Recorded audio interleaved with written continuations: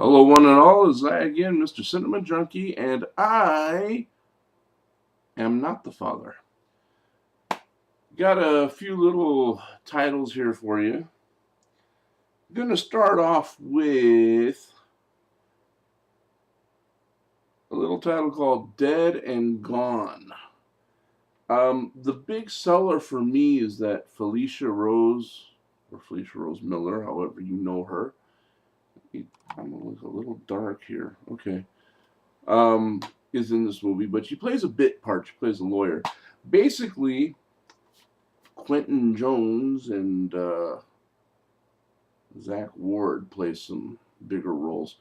It's basically about a guy who goes out to the country. He moves out there with his terminally ill wife. I shouldn't even say terminally ill. She's already like in a coma. She's got life support and all that stuff. He's just waiting for her to die, and he's broke and penniless. And apparently, she is like some Hollywood bigwig that promised him the moon and the stars, and then she wound up squandering all the money, and he's left basically taking care of her now. Super pissed off. That's what he is. Um, it also stars in another bit part. I can't remember her name, but she was the girl in Clerks, Dante's girlfriend. She plays like the nurse. This movie borders on comedic edge and gore and horror. I mean, it has like a supernatural side to it because he keeps seeing images of his wife who tells him that she's lingering between life and death. Since she's on the life support machine, her spirit can still wander around, but she's not exactly dead yet. He finally gets tired of her shit and figures he'll be rid of her if he just shuts off the damn machine, which he does. But when he does that, she's freed from her body, and now she's completely on the side of death. As time goes on, she looks to wither and get really ugly and all that junk, but she's still haunting him. He's slowly losing his mind in the process, and it seems like everybody he runs into, he's now out to kill him one way or another. One guy he kills, I think he was justified in killing because the guy came in out of nowhere, Deliverance style, trying to rape his ass. So he had that coming. But there are some parts, like I said, it's kind of on like a comedic side sometimes. He chops off this one guy's head, and of course, now that the guy's dead, he's hearing him talk to him too. And the guy's head is in the grass, and his wife is sitting there smoking a cigarette, and the guy's like, "Come on, bitch, give me a puff. Just give me one." So she goes down and holds a cigarette in his mouth. He goes, "I ain't got no lungs." And it's just silly shit, man. But the whole movie kicks off with this guy killing his family and killing himself. He caps both his kids and then shoots his wife in the stomach twice. It's like, wow, dude, you couldn't shoot her in the head and get it over with real quick? No, shoots her in the stomach twice. Apparently that's enough to kill her. And he's listening to this song. I don't know what it's. I think it's called 40 Years of Pain. I don't know who it's by. It was a catchy little tune, though. He blows his brains out, and they haunt the house now. They haunt the area. It's just a good old-fashioned kind of a psychological thriller plus ghost story with a little comedy thrown in. If you want any further verification that there's a comedic edge, Kyle Gass is in it. Kyle Gass from what's her name? Jack Black, Tenacious D. There you go, Kyle Gass. He plays a TV preacher. So it was entertaining. I have to say it was entertaining. It was okay. Wasn't as bad as I thought it would be. I would recommend giving it a shot if you have access to it. Like I said, it's fun. It's a fun movie. I wouldn't call it really, really scary. The gore is pretty good. Some of the gore is pretty neat. Not anything I would call like terrifying by any stretch of the imagination. But when are they ever that terrifying, really? I mean, anymore. You know what I mean? Yeah, just give it a shot. It's got that supernatural edge to it if you like that kind of thing. Next one is Asylum of the Damned. Now, this one, I wasn't too sure what this was about. I really didn't. I was expecting just a bit more from this movie, but it wasn't terrible. It wasn't it wasn't bad enough for me to say this was a waste of my time. Um, this demon guy here, he shows up during a ceremony that they're holding, and he comes out of the dark, and you see his eyes light up, and he's wearing armor, and he looks like something out of an old 80s heavy metal video, something out of Ronnie James Dio video kind of thing. Uh, he's called, I find out later in the movie, he's called a harvester. He's the one who comes out and drags souls back to hell, and he cannot return to hell without a soul. And they're in an asylum, as it says there, and he's claiming the souls of the mental patients. It's almost like a feeding ground of sorts.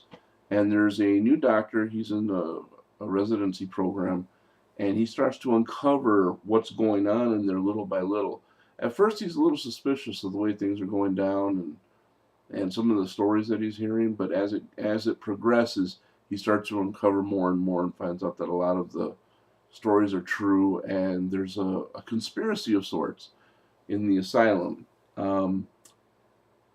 I liked it for what it was. I liked it because it had, the whole.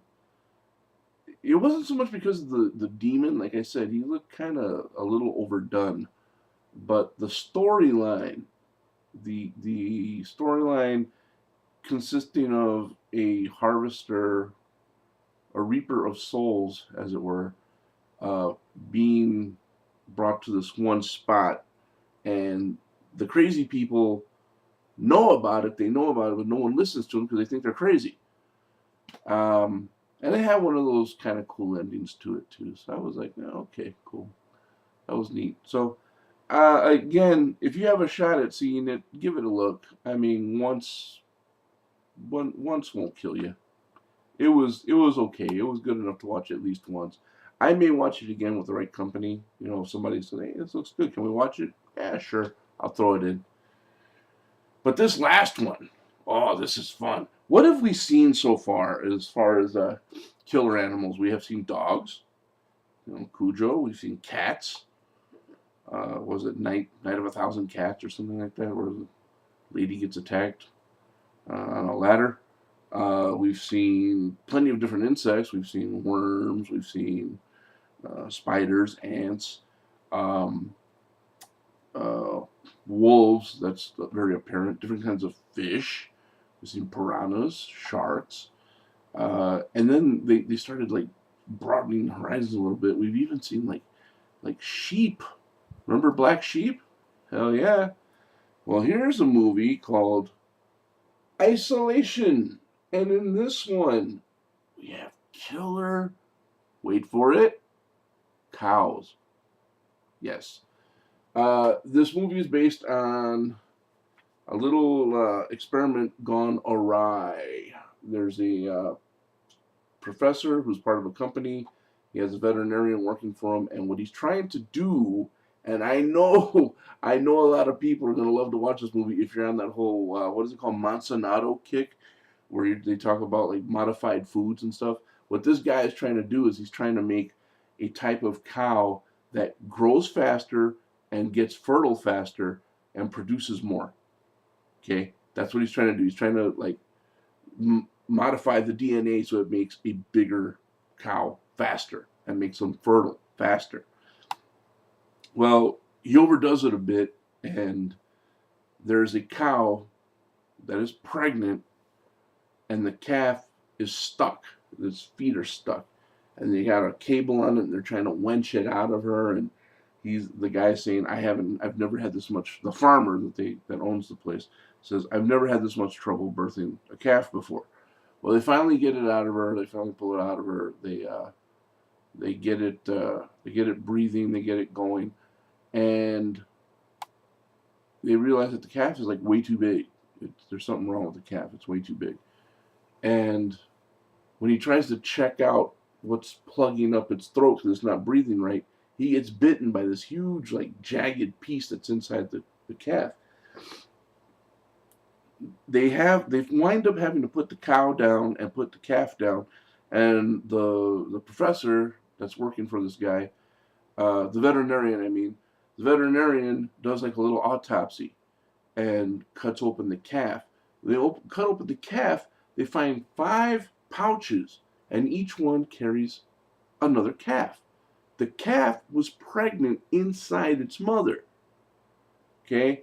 But when they open up the little sacks and take the little cows out, little calf fetuses out, they find that they're very deformed, in so much that the skeletal system is on the outside of the calf. So the lady, the veterinarian, looks at it and says, there is no way these calves would ever survive outside of if they were ever born, they wouldn't have survived just because of the way they're mutated. When she says that, one of them moves. One of them starts moving around. I forgot if she like hits it, kills it, whatever. She tries to kill it. But she figures they're dying anyway, so they just leave it there for the guy who's from the company that's doing all the testing to come in and take a look himself. One of these calves gets away. It crawls off somewhere and it tries to find a host in which to grow and live and feed.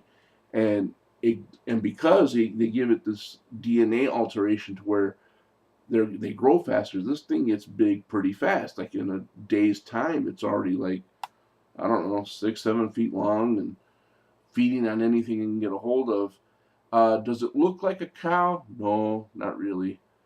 But knowing that it's from a cow and it was supposed to be a cow, it was a calf, it qualifies as a killer cow, even though it really doesn't look like one. So I thought that was kind of neat. It wasn't silly. It wasn't a silly movie. It wasn't like Black Sheep where it had like the comedy and shit. It took itself rather seriously. And I wasn't disappointed with it. I had a lot of fun watching it. I really did. It was a different take on the whole killer animal deal. Like I said, the whole DNA alteration kind of thing, the modifications they did to the DNA, kind of plays out a little bit in modern time because there's a big thing about modified foods and stuff like that everybody's getting up in arms about, saying that Pringles kills mice, and I don't remember the last time I shared Pringles with a mouse, but I won't now because I don't want to kill the poor thing. It didn't do nothing to me. But anyways, yeah, it was a pretty interesting story, I have to say. Out of these 3, this one is absolutely my favorite, and glad I finally got around to watching the damn thing. Pretty damn cool. Pretty damn cool, gotta tell you. If you're into the whole killer animal genre, you may find this pretty interesting. So, yes, I do recommend this one. Isolation, without hesitation, I do recommend it. So, I'm going to keep this video short and sweet because, quite frankly, it takes a long time to load these videos. I feel myself growing old every time I try to load them. I just wait and wait and wait. So, I hope you liked my brief review here. Like I said, dead and gone, somewhat of a comedic edge. You know what would have made this movie better for me? If Felicia Rose, at some point in time, if she was on the phone with the guy, and it's so, because she gets angry with him at one point, if she would have said, you know what, suck my dick, and hung up on him, that would have been hilarious. Felicia Rose telling somebody to suck her dick totally would have brought this up like at least 1 or 2 stars. I mean, it's just that in itself. But she never does. Oh well, what do you want?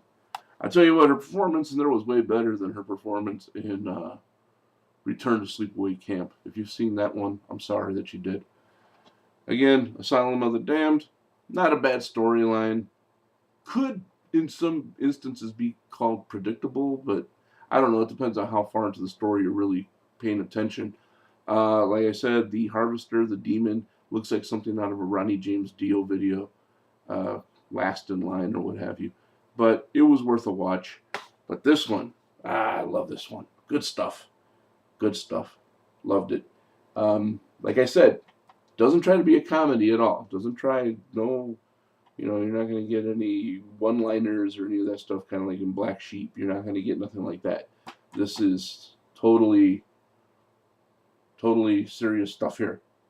And the gore isn't too bad either if you're into that aspect of the movie. So definitely check it out. Isolation. Very cool movie. Okay, guys, that's it for now. Thanks for watching. I love you guys. You guys take care. I'll talk to you later.